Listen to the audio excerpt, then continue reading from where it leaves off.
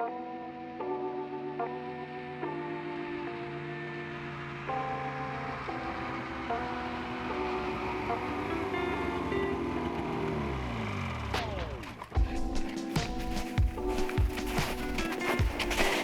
at this.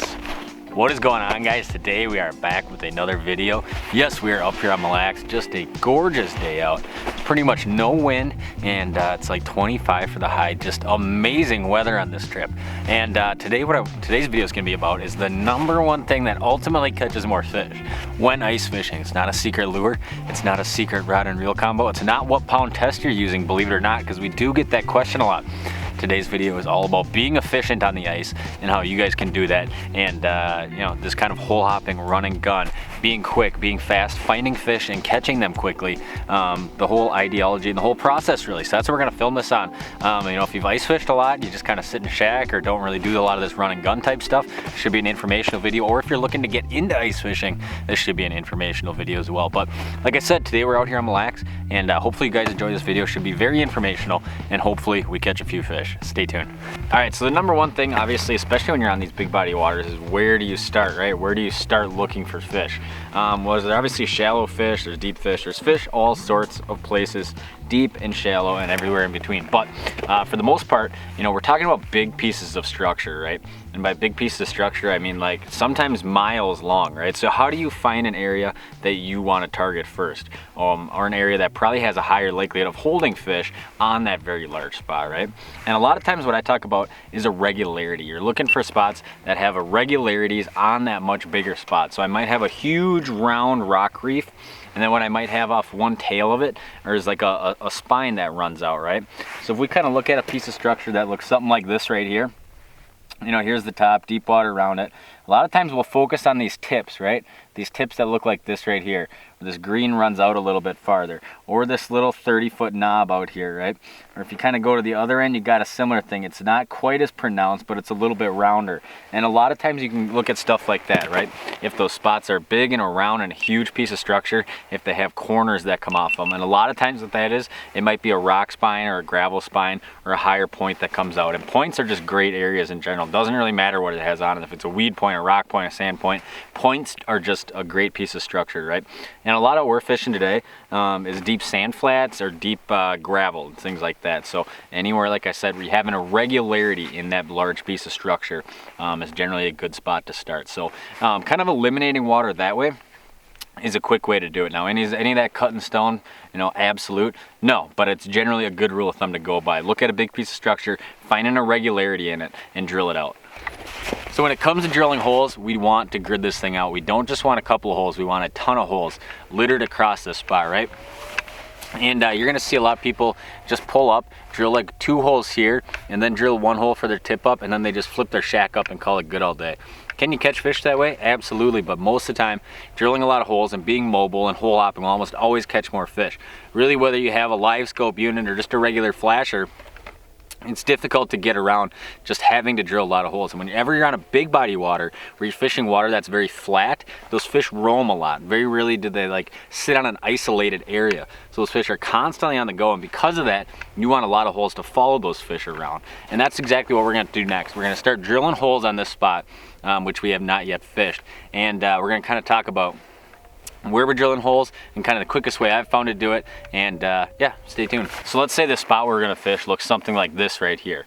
Well, what I'm gonna do is I'm gonna drill starting on the deepest side of that all the way up over the top and down the other side. And then I'm gonna kind of grid that thing off like that down both sides of this point or the whole spot, kind of depending on whole spot, that how big the spot is. But a lot of times what happens is on these really big spots that might be a mile long, what we end up doing is drilling grids of holes that are about 100 yards by maybe like 50 yards or 100 yards, kind of these big squares. Obviously it helps if you have a lot of people with, but the way I drill holes, it makes pretty quick work of doing this, really. All right, so what we're gonna do is we're gonna get the Eskimo rocket fired up here, and we're gonna start drilling holes. Now, you can walk and do this. I like to just sit on the snow mill and do it, #1, because then I have my GPS right in front of me, and I'll kind of show you here.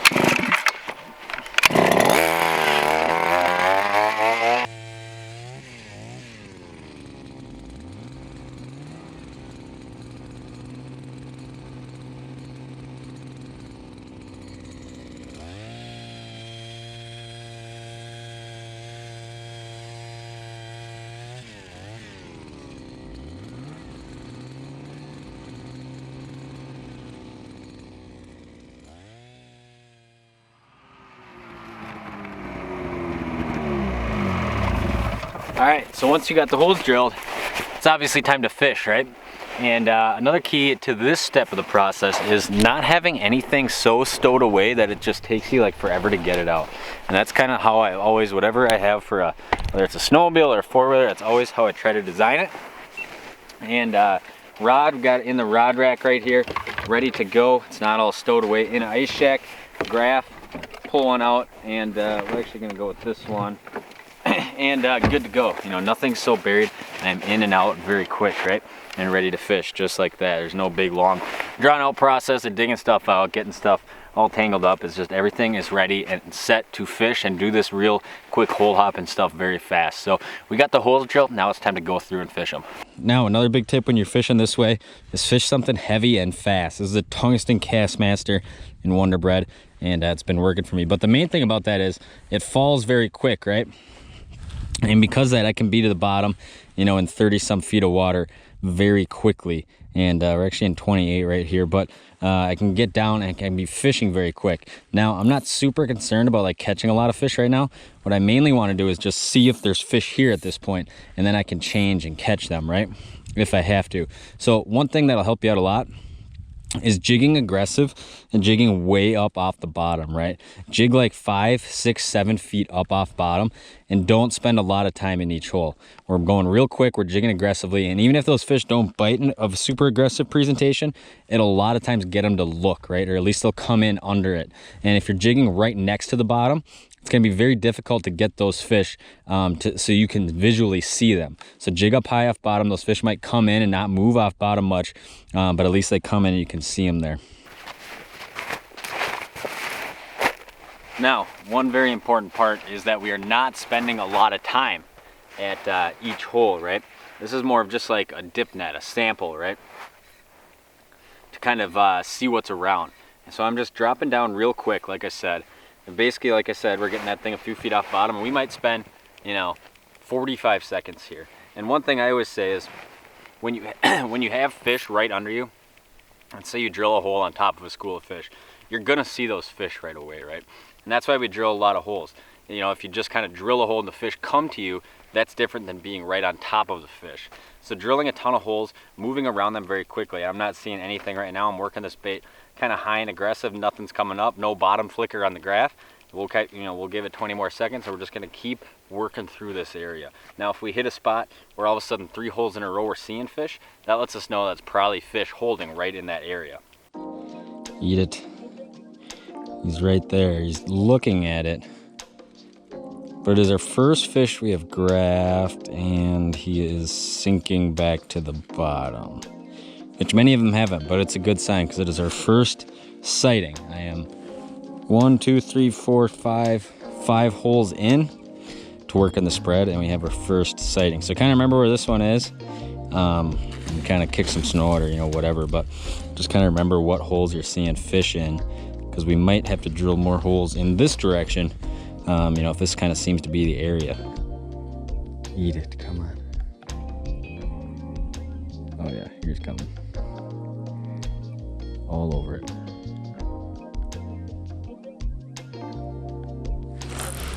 Got him right there. That is what I'm talking about. Took some work to get that one to bite, but once he committed, it was all over. Doesn't feel super big, but not too bad. Yeah, there we go. There we go. We'll take them like that. That's what we're after. About your 16-incher right there. Puking up perch on the way up, which I'm sure is a lot of what they're eating down there. Look at that guy. Little tiny perch. Awesome. Let's let that guy go. Moving around, drilling out these big grids, finding fish. That is what it's about. See you later, buddy. All right, so now I have worked through my line of holes, kind of my grid, which has been probably about 100 yards long, and the fish are definitely in this area. Marked one, caught one, saw a couple more, and through kind of like this 4-hole area here, which is actually the farthest this way I have holes right here.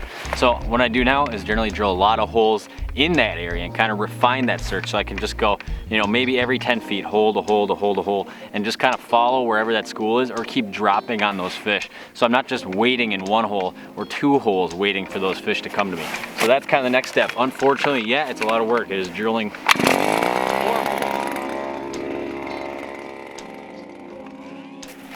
By this point, you're probably sweating, but you have done most of the work up to this point, as long as you are seeing fish. If you're not seeing fish, then it's a lot of rinse and repeat and keep going spot to spot to spot and doing this over and over. But if you got fish and you kind of refined that grid of holes where you got a lot of holes in the area those fish are, that's kind of the goal. Now obviously we go through and kind of hopefully pick apart some more of those fish. Set up a dead stick and down it goes. And there we go, hooked up. A few of these fish were not biting the spoon, so anytime you can run additional lines, it can also help to find fish in an area as well. But we just kind of set up here, jigged a fish. There we go. Now another nice one on the dead stick. That one's a real light green color right there. Great additional line. That one just hooked himself. There we go, little number 8 octopus. Gorgeous Mille Lacs walleye right there. There we go. Now, obviously there's a lot that goes into fishing this way, right? Number one is obviously you have to be outside the whole time to fish this way.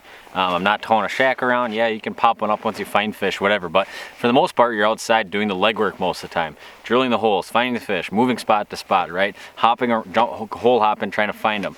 So being outside is incredibly key. And obviously it's super cold out pretty much all winter long. Some days are warmer than others. But staying outside, and we get asked a ton of questions basically about the stuff that I wear to stay warm out on the ice.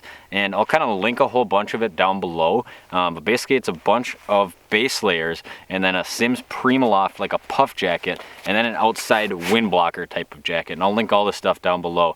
And I basically always wear fingerless wool gloves, and then I always wear some heavier mitts on top of that. But staying warm is obviously super key to just being able to fish this way. If you're constantly getting cold, it's going to be very difficult to do this. And the other thing is obviously having everything very ready and at your disposal to be hole hopping like this. And to do this, it kind of takes a little bit of work to rig up whatever kind of machine you're probably using on the ice to do this. Number one is obviously having your auger very accessible in some kind of auger mount. So I generally mount mine to the front of my machine. Number two is like some kind of boxes or some area that's easily accessible to get your equipment out, right? So basically what I have is I have a rod rack where I store my rods, where everything is just right here. Generally I can keep 2-3 rods just kind of ready to go, so I don't have to worry about messing around with everything, untangling stuff. And then having boxes where you can just, you know, reach in, grab your flasher out, good to go. I got minnows in there, I got hand warmers in there, I got spare gloves in there, I have spare batteries for everything that I need to film with me. So everything's very easy to just throw everything back in and haul it right away to the next spot, right? And that's kind of the key to this whole thing. Well, thank you guys for watching this video. I appreciate you guys watching all of our ice fishing content. It's a gorgeous day out here. We're catching a few walleyes. The bite overall on Mille Lacs has not been super crazy for me. I remember I feel like every time I would come out here early ice, I would catch at least, you know, 25 plus fish. And this has been a trip where it's just been a lot of drilling and a lot of looking at fish staring on the graph.